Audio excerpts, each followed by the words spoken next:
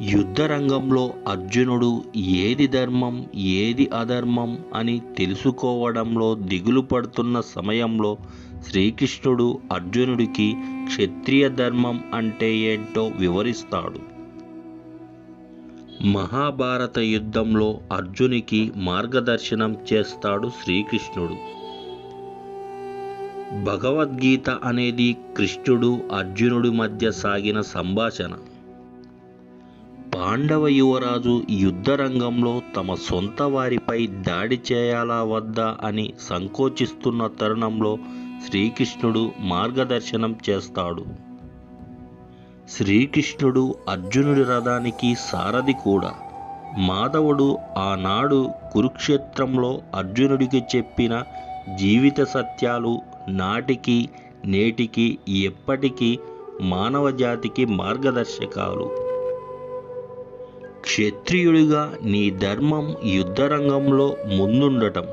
చర్యతో ధర్మాన్ని పాటించవచ్చు.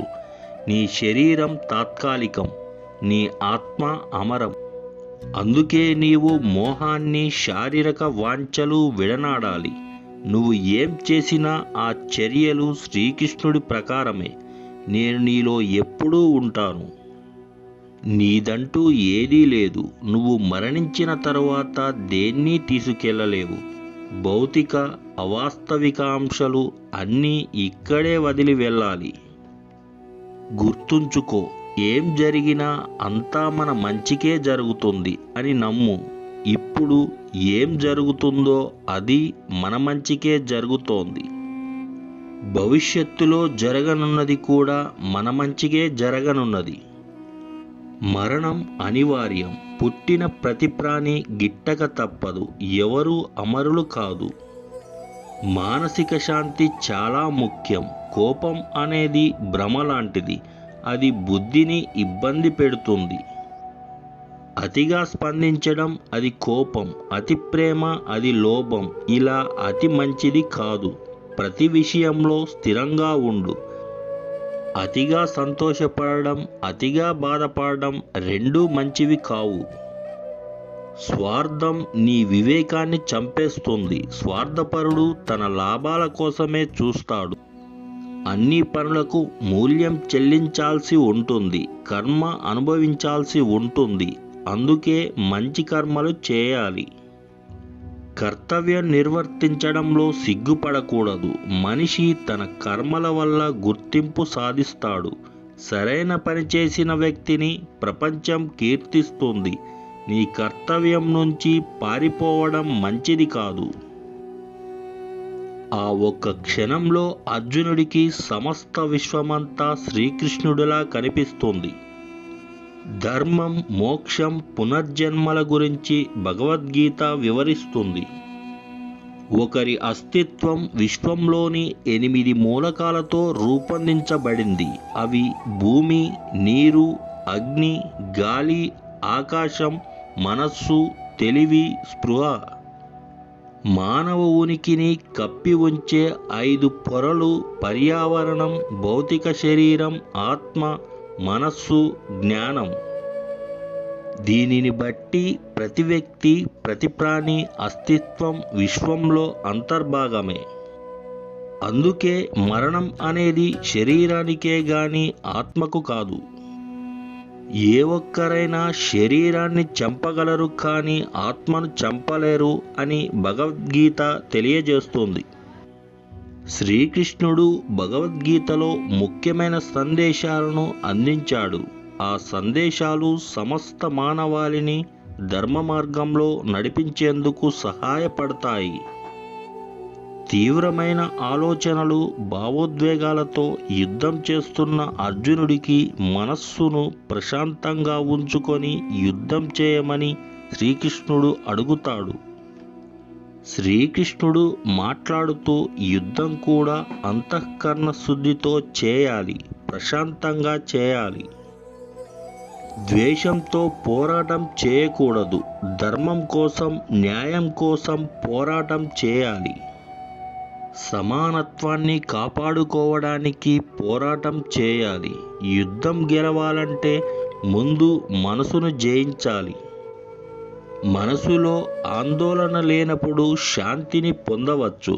ఈ స్థితిని అనుభవించిన వ్యక్తి జీవితంలో ఎలాంటి పరిస్థితినైనా ఎదుర్కొనే సామర్థ్యాన్ని పొందుతాడని బోధిస్తాడు.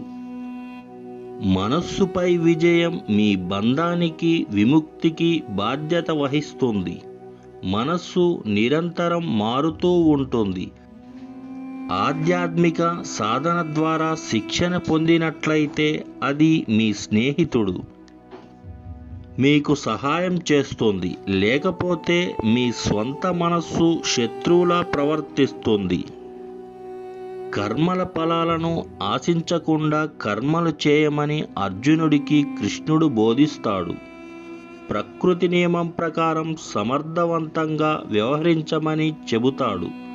నిస్వార్థ క్రియ ద్వారా మోక్షం లభిస్తుంది.